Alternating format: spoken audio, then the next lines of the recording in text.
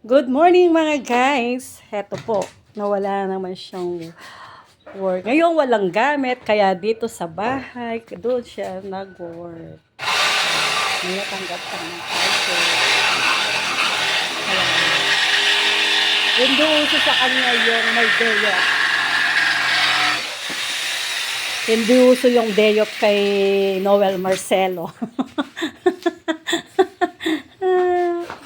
Ayan, nagpe-frame po siya. At the same time, siya yung nag-assemble ng set. Kaya. Tapos, si Apo ay wala muna dito. Nandun kay Albert. Kasi dito may yung kasing kusot. Nakapupunta kay Apo. Kaya dinala muna namin doon. Tagalog. Dinala muna namin doon para Tagalog.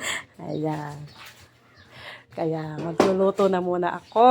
Thank you, good morning. Yung gustong magpagawa ng upuan, PM lang po dito. Thank you so much!